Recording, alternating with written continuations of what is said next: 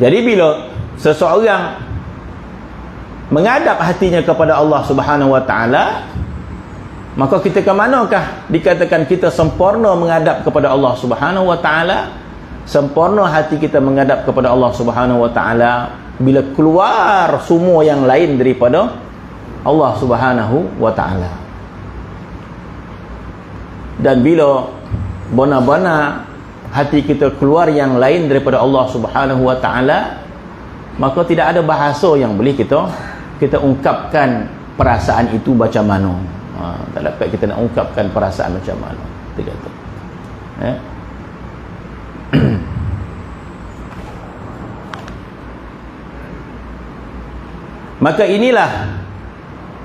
Maka apabila engkau ketahui yang demikian itu, kita mengetahui dah hati kita ini ada satu wajah sahaja.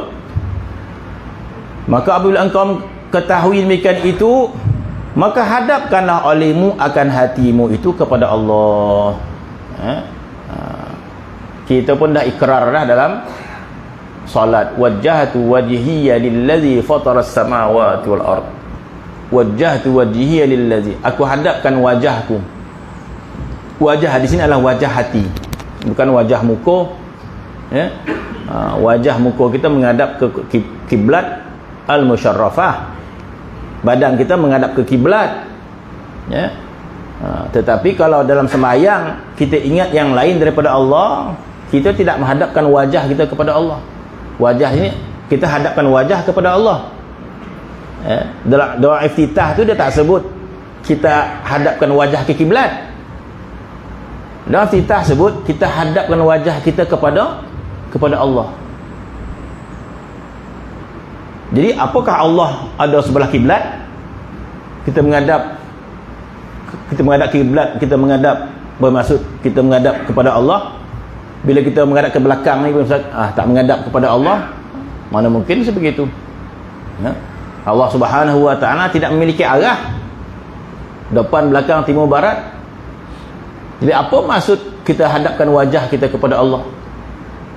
Sudah tentulah maksud aku hadapkan hati aku kepada Allah. Wajjahtu wajhiya lillazi fataras sama. Bila kita menyebut aku hadapkan wajahku kepada Allah, kita nak menghadap ke mana Allah? Apakah Allah berada di utara, barat? Mana mungkin Allah Taala sebegitu. Jadi apabila kita mengatakan kita hadapkan wajah kita kepada Allah, belah mana diam Allah Taala? Belah kiblat ke? Mana mungkin sebegitu. Jadi bila kita sebut kita hadapkan wajah kita kepada Allah, bermaksud aku hadapkan hati aku kepada Allah. Itu maksudnya. Aku hadapkan ingatan aku kepada Allah. Jadi itu maksud iftitah itu. Wajjahtu wajhiya lillazi fataras samawati wal ard. Aku hadapkan wajahku kepada Tuhan yang menjadikan langit dan bumi. Bermaksud kita memberikan tumpuan ingatan kita kepada Allah yang menjadikan langit dan bumi. Bila sempurna menghadap kita kepada Allah Subhanahu wa taala, maka tidak dapatlah kita bayangkan apa yang dikurniakan oleh Allah Subhanahu wa taala. Maka berbahagialah orang yang menjaga hatinya, beruntunglah orang yang menjaga hatinya dan menghadap sempurna kepada Allah Subhanahu wa taala. Maka Allah Subhanahu wa taala berikan limpahan kurniaan dan sebagainya. Masya-Allah, kita kata.